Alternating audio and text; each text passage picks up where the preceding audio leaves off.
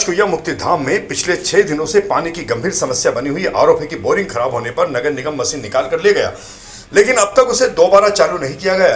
इस दौरान पानी की कोई वैकल्पिक व्यवस्था भी नहीं की गई। नतीजन अंतिम संस्कार के लिए आने वाले शोकाकुल परिवारों को भारी परेशानियों का सामना करना पड़ रहा है। स्थानीय नागरिकों ने निगम की कार्यप्रणाली और नाराजगी जताते हुए कहा कि मुक्तिधाम जैसी संवेदनशील जगह पर बुनियादी सुविधाएं उपलब्ध कराना प्रशासन की पहली जिम्मेदारी होती है। बताएं किस तरह की समस्या आ रही है यहाँ? समस्या कुछ नहीं है, बस वो बोरिंग की मोटर लेके गए हैं, वो डाली नहीं उन्होंने भैया। अच्छा, कौन लेके गए? नगर निगम से? नगर निगम वाले हैं, झोन वाले हैं, जिनसे हाँ, हाट मैदान उनके गाड़ियाँ लाए थे, ले गए थे। कि कब लेके गए थे? ये कम से कम आज दूसरा दिन है। तो क्या फिर आज डल जाएगी दोपहरी में। ठीक है, समस्या किस तरह की आ रही? फिर लोग कुछ भी नहीं है, ये बोरिंग रहता है ना, लेडीज को पानी मिलता है नलों से, हम यहाँ से व्यवस्था करते हैं, इनका काम हो जाता है। आज एक आधी दिन तो आदमी को धकाना ही पड़ेगा। अच्छा, कार्यक्रम है तीसरे का क्या? हम लोग यहाँ पर तीसरे कार्यक्रम के लिए आए थे, तो यहाँ पर पानी की व्यवस्था बिल्कुल भी नहीं है। और यहाँ पर पानी 2 बाहर ड्रम रखे हैं, पर वो हर जगह पानी तो हर जगह लगता है। बाथरूम जाओ तो वहाँ लगता है, इधर आओ तो वहाँ पर पानी, उसके पानी की बहुत ज़्यादा समस्या हो रही है यहाँ पर। मॉडर्न के इसमें भी पानी की लगती है। और हम सऊदा के लिए आए थे परसों, जब भी बहुत दिक्कत थी पानी के लिए, हम बहुत परेशान हो रहे थे। सबको पानी हाथ पैर धोना थे, ये करना थे, तो पानी यहाँ बिल्कुल नहीं व्यवस्था हो रही है। कारण क्या पूछा तो क्या बता रहे हैं? पूछा तो बताया कि यहाँ की जो है मोटर ख़राब हो गई है, बोरिंग में जो लगी है, उस कारण से पानी अवेलेबल, मोटर सही नहीं हुई है, इस कारण से पानी अवेलेबल नहीं हो रहा है। आपका नाम? राजेंद्र मधुराज। समस्या ये आ रही है कि हम यहाँ आते हैं घाट पर, हमको पानी सभी चीज़ की ज़रूरत पड़ती है, तो आज पानी बिल्कुल नहीं मिला। हमने पानी मांग के पिया वहाँ से। अच्छा, क्या बता रहे हैं? क्या आप बता रहे हैं? वो कह रहे मशीन बिगड़ी पड़ी है, यहाँ पानी नहीं है। उन्होंने पाइप दिया, पाइप से ले लो जो लेना है, बोरिंग खराब है। फिर आप कार्य जो तीसरे का कार्य है तो वो कैसे? तीसरे का कार्य में हम यहीं आते हैं घाट पर नहाने के लिए, सब लोग आते हैं, हमारे जितने भी रिश्तेदार रहते हैं। फिर आप कैसे क्या व्यवस्था करें? अब व्यवस्था करना चाहिए ना यहाँ पर। आपका नाम बताएं। मेरा नाम शकुंतला पाटिल। पानी की सुविधा होना चाहिए। अब ये पानी की एक डबकी मंगाई हमने वहाँ से, इधर। किस तरह की समस्याएं आ रही है? आज तीसरा था यहाँ पर, तो हम बाल देने के लिए आए थे, सब कपड़े वगैरह सब लेके। पर यहाँ बाल देने के बाद हमने देखा तो पानी जरा सा भी नहीं था, ना पीने का पानी है, ना हाथ मुँह धोने का, ना नहाने का है। जो स्नान गृह नाम दिया हुआ है वहाँ पर पानी था ही नहीं कुछ भी।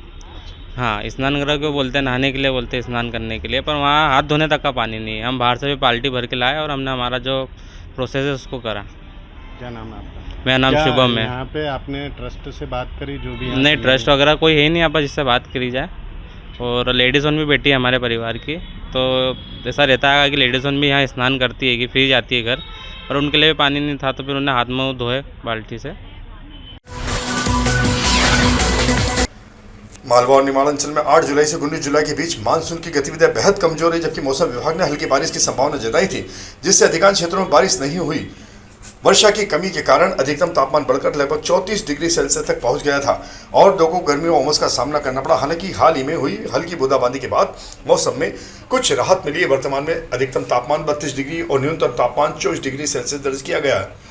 मौसम वैज्ञानिकों के अनुसार इस दौरान कई मौसम प्रणालियां सक्रिय हुई है, लेकिन अनुकूल परिस्थितियां नहीं मिलने के कारण अल नीनो के प्रभाव के कारण भी अपेक्षित बारिश नहीं हो रही है। मौसम विभाग ने एक बार फिर 20 से 26 जुलाई के बीच क्षेत्र में हल्की से मध्यम बारिश की संभावनाएं जताई है। अब तक अगर इंदौर शहर की बात करें तो इंदौर शहर में जो है लगभग 10 इंच से और लगभग 13 इंच के करीब जो है शहर के अलग अलग हिस्सों में बारिश हो चुकी है। लेकिन जो सबसे चिंताजनक बात ये है कि 8 जुलाई से और लगभग 19 जुलाई तक जो है बारिश बिल्कुल दर्ज नहीं की गई थी। कल मतलब 19 जुलाई को 3 बजे के बाद से लगभग शाम के वक्त जो है लगभग आधा mm के करीब बारिश दर्ज की गई है, जो कि नाकाफ़ी है। साथ ही अब हम ये भी कहना चाहेंगे कि अब जो प्रेडिक्शंस आए हैं उसके अकॉर्डिंग जो है अब आगे आने वाले 5 दिन जो हैं उनमें भी हल्की बारिश होने की संभावना है, और हो सकता है कुछ एक दिन जो है मध्यम बारिश होने की भी संभावना रहे। इसके साथ ही जो कल शाम को जो बारिश हुई है उसकी वजह से जो है 1-2 डिग्री अधिकतम तापमान जो है उसमें भी मतलब जो है कल से जो तापमान है उसमें भी थोड़ी सी गिरावट देखने को मिली है। तापमान जो है लगभग जो मैक्सिमम टेम्परेचर है वो लगभग 32 डिग्री के आसपास बना हुआ है और जो न्यूनतम तापमान है वो लगभग 24 डिग्री के आसपास बना हुआ है। देश भर में चीनी की बढ़ती कीमतों का असर अब इंदौर के बाजारों में भी साफ दिखाई दे रहा है। थोक और खुदरा दोनों बाजारों में दाम लगातार बढ़ रहे हैं, जिससे आम उपभोक्ताओं की रसोई का बजट प्रभावित हो रहा है। व्यापारियों के अनुसार कमजोर मानसून, सरकार की सीमित बिक्री नीति और एथेनॉल उत्पादन के लिए गन्ने का उपयोग बढ़ने से आपूर्ति पर दबाव बना है। इंदौर में चीनी करीब 50 रुपए प्रति किलो बिक रही है। व्यापारियों का कहना है कि यदि उत्पादन और आपूर्ति की स्थिति नहीं सुधरी तो आने वाले दिनों में कीमतों में और बढ़ोतरी होगी।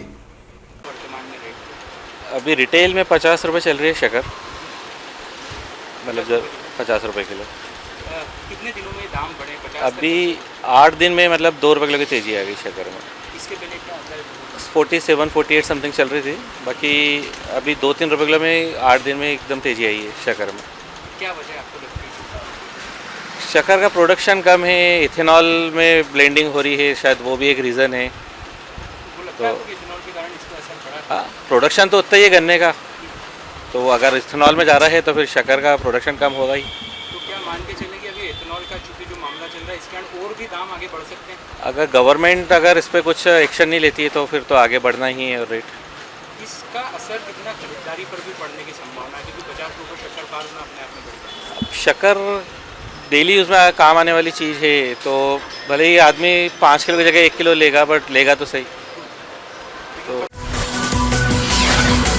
हो रहे तेज कंपन और धमाके जैसी आवाजों को लेकर रहवासियों ने नाराजगी जताई है। लोगों का कहना है कि लगातार कंपन से मकानों की सुरक्षा पर खतरा मंडरा रहा है और भय के माहौल में रहने को मजबूर है। रहवासियों का आरोप है कि कई बार शिकायत करने के बावजूद अब तक कोई ठोस समाधान नहीं निकला है। नगरीय प्रशासन मंत्री कैलाश विजयवर्गीय ने प्रभावित परिवारों का बीमा कराने के निर्देश दिए, लेकिन लोगों का कहना है कि अब तक उन्हें इस संबंध में कोई स्पष्ट और लिखित आश्वासन नहीं मिला है। सर, यहाँ कंपन होगा ही होगा जब 120 से 130 फुट अंदर ये नीचे जाएंगे। अभी तो मात्र 35-40 फुट के लिए पाइलिंग हो रही है। उसमें जो ये दीवार बनाने के लिए करते हैं कि 2 पाइलिंग तो कच्ची बनाते हैं और 1 पाइलिंग उसमें बीच में सीमेंट के जाल की बनाते हैं। तो उसके बाद फिर उसको दोनों को तोड़ते हैं, तो उसके कारण जब यह कंपन तो स्वाभाविक है। उसके बाद ये जब 120 से 130 फुट नीचे जाएंगे और नाटम की पद्धति से करते हैं, वो नाटम की पद्धति से 100 फुट पूरब की तरफ और 100 फुट पश्चिम की तरफ इन दोनों बगीचों को छोड़ के जब ये घुसेंगे तो उसमें कंट्रोल ब्लास्टिंग करना पड़ता है। कंट्रोल ब्लास्टिंग तो अभी जिन्होंने BSF में करा है वहाँ पे भी कंट्रोल ब्लास्टिंग थोड़ा बहुत करते हैं, तो वो वार्निंग देते हैं। उनका सायरन बजता है, सायरन के ऊपर लिखा हुआ होता है कि 1 सायरन बजेगा तो आप काम रोक दो, 2 बज जाए तो आप बाहर हो जाओ, 3 बज जाए तो आप एकदम कूद जाओ। तो जब वहाँ ओपन एरिया में ब्लास्टिंग होने से ये दुर्दशा है, तो जब यहाँ अंडरग्राउंड ब्लास्टिंग होगा तो उसका क्या दुष्परिणाम होगा, इस बात का जवाब देने के लिए मेट्रो वाले तैयार नहीं है। इंदौर नगर निगम में संपत्ति कर खातों के कथित संदिग्ध नामांतरण मामले ने अब तूल पकड़ लिया। राजस्व समिति प्रभारी निरंजन चौहान ने इसे नगर निगम की शाख पर बड़ा धब्बा बताते हुए कहा कि पूरे मामले की निष्पक्ष जांच के लिए समिति गठित की गई है, जो जल्द ही अपनी रिपोर्ट सौंपेगी। उन्होंने स्पष्ट किया कि जांच में जिस भी अधिकारी, कर्मचारी या अन्य व्यक्ति की संलिप्तता पाई जाएगी, उनके खिलाफ विभागीय कार्रवाई के साथ ही FIR दर्ज कराई जाएगी। इसमें जो भी लोग हैं वास्तविक में उनकी जितना निंदा करो उतनी निंदा का है। बाकी इसमें मैं एक बात और कहना चाहता हूँ कि एक साथ इतनी बड़ी प्रॉपर्टियों को करना मतलब कहीं ना कहीं ये गिरोह के रूप में, इसमें कुछ लोग बाहर के भी हैं और ये जिन लोगों के नाम जिनने रजिस्ट्रियाँ जैसे करा ली, इसका मतलब उन सबको मालूम था उनने गलत काम करा है। तो मैंने तो अभी बीच में बोला था और उन सबको नोटिस भी दिए, 343 जितने प्रॉपर्टी वाले हैं सबको नोटिस भी दिए कि आपने किस आधार पर कराई। हाथों हाथ भोपाल लिखा पढ़ी करके उनके नाम भी हटवा दिए गए। बाकी वो भी दोषी हैं और कहीं ना कहीं इसमें कोई दलाल लोग भी हैं जो गिरोह भी है, क्योंकि एक आदमी ये काम पूरा नहीं कर सकता। एक ही दिन में 9 बजे से रात को 3 बजे तक में हो गया, मतलब इसमें कहीं ना कहीं बड़ा इन्वॉल्वमेंट है और ज़्यादा लोग हैं। बाकी मैं जैसा आपने प्रश्न किया, कर्मचारी और अधिकारी जिनने भी कराई है वास्तविक में बहुत गंदा काम करा है जिसको बोल सकते हैं, क्योंकि आज हम जिस संस्था पे बैठे हैं उसका हित सबसे पहले हमको सोचना चाहिए। आज नगर निगम के अधिकारी कर्मचारी इसके परिवार का पालन करते हैं, इस नगर निगम के पैसों से, तनख्वाह से। उनको सबसे पहला अगर किसी का हित सोचना चाहिए तो नगर निगम का सोचना चाहिए। मेरी स्वयं जैसा आपने बोला लंबे समय से हम नगर निगम का हित सदा सोचते हैं। इंदौर वासी सारे लोगों का पैसा आता है, छोटे से छोटा आदमी उसमें पैसा देता है। अगर उस पैसों में और उस प्रॉपर्टियों में कहीं हेरफेर होता है तो समझता हूँ कि बहुत बड़ा अपराध है। सर, क्या कभी जांच रिपोर्ट से आप संतुष्ट नहीं होते तो क्या मुख्यमंत्री? लगातार हो रही बारिश और पुणे लेन स्काई के कारण रतलाम मंडल से गुजरने वाली कई ट्रेनों का संचालन प्रभावित हुआ है। पश्चिम रेलवे के जनसंपर्क अधिकारी मुकेश कुमार ने बताया कि 18 से 24 जुलाई 2026 तक ट्रेन संख्या 22-9-44 इंदौर दौड़ सुपरफास्ट एक्सप्रेस और 22-9-43 दौड़ इंदौर सुपरफास्ट एक्सप्रेस निरस्त रहेगी। वहीं कोटा स्टेशन के प्लेटफॉर्म 4 पर निर्माण कार्य के चलते 19 से 24 जुलाई तक Indore Kota express sangria station तक ही संचालित होगी। मुंबई पुणे खंड में पिछले दिनों हुई तेज बारिश के कारण वहाँ कुछ खंड में लैंडस्लाइड हुआ था, जिसके कारण रेल यातायात प्रभावित हुई थी। अभी भी उसमें रेल यातायात प्रभावित है, जिसमें रतलाम मंडल की कुछ ट्रेनें भी प्रभावित हुई है। इसमें इंदौर से चलने वाली इंदौर दौंड एक्सप्रेस को 17 जुलाई तक निरस्त किया गया था, जिसे पुनः निरस्तीकरण को बढ़ाया गया और यह ट्रेन अब 24 जुलाई 2026 तक निरस्त रहेगी। इसके साथ ही कोटा स्टेशन पर प्लेटफॉर्म नंबर 4 पर कुछ ब्लॉक लिया गया है, जिसके कारण इंदौर से चलने वाली इंदौर कोटा एक्सप्रेस को शॉर्ट टर्मिनेट किया जाएगा। यह ट्रेन 19 तारीख से 25 तारीख तक मतलब जुलाई तक सोगरिया स्टेशन पर शॉर्ट टर्मिनेट होगी और सोगरिया से कोटा के मध्य निरस्त रहेगी। इंदौर के प्रताप नगर गुरुद्वारा सत्संग हाल में सेवागढ़ से दिल्ली तक प्रस्तावित बंजारा एकता संकल्प यात्रा का भव्य स्वागत किया गया। वरिष्ठ समाज सेवी भागीरथ राठौड़ ने बताया कि संत श्री सेवालाल महाराज की जन्मभूमि सेवागढ़ से शुरू होने वाली यह यात्रा महाराज धर्माधिकारी के मार्गदर्शन में 15 राज्यों से होकर निकलेगी। यात्रा का उद्देश्य बंजारा समाज को संगठित करना और वंचित समाज की उचित मांगों को शासन तक पहुंचाना है। कार्यक्रम में मोहन सिंह राठौड़, कांतिलाल नायक, कमलेश राठौड़, कैलाश मानव सहित बड़ी संख्या में समाजजन उपस्थित है। इस दौरान सांसद शंकर लालवानी की भी विशेष उपस्थिति रही। आज बंजारा समाज एकता यात्रा जो कि आंध्र प्रदेश से निकली है और दिल्ली तक जाएगी, विभिन्न प्रदेशों और शहरों से गुजरती हुई जाएगी, उसका आज इंदौर में कार्यक्रम था। श्री महाराज जी आज इंदौर पधारे हैं और ये पूरी लंबी यात्रा पूरे देश की कर रहे हैं और उनका जो मूल उद्देश्य है कि बंजारा समाज को संगठित करना और बंजारा समाज की जो बातें हैं, मांगे हैं, वो सरकार तक पहुँचाना। आज इंदौर में हमने उनका स्वागत किया है। उनकी जो मांगे हैं हम प्रयास करेंगे सरकार तक पहुंचाने के लिए और वो चाहते हैं कि बंजारा समाज ने जो धर्म के खातिर जो रक्षा की, उनका बहुत गौरवशाली इतिहास है बंजारा समाज का। सिर्फ हिंदू धर्म की रक्षा के लिए उन्होंने बहुत सारी आहुतियाँ दी है। बंजारा संकल्प यात्रा इंदौर से दिल्ली जा रही है। 27 को भारत देश का बंजारा समाज पूरा वहाँ इकट्ठा होने के लिए यहाँ से मैंने बंजारा समाज को मैं निवेदन कर रहा हूँ, आप लोग वहाँ पे पहुँचाइए। अभी नहीं तो कभी नहीं है, तो अपना बंजारा समाज अभी इकट्ठा नहीं होंगे तो कभी इकट्ठा नहीं होंगे। इसलिए अपना यात्रा सफलता और अपना मांग के लिए 27 दिल्ली पूरा बंजारा समाज का युवा नेताओं और समाज पूरा वहाँ चलिए, दिल्ली में मिलेंगे। जय सेवालाल, जय बंजारा, जय हिंद। मध्य प्रदेश पुलिस की नशे के खिलाफ जन जागरण मुहिम के दूसरे दिन नशे से दूरी है जरूरी की शुरुआत गांधीनगर की मलिन बस्ती से की गई। 15वीं वाहिनी विशेष सशस्त्र बल द्वारा आयोजित शिविर में डीआईजी अमित कुमार सिंह ने नशे के आर्थिक, शारीरिक और सामाजिक दुष्परिणाम बताते हुए इससे दूर रहने का आह्वान किया है। शिविर में स्वास्थ्य परीक्षण और दवा वितरण भी किया गया।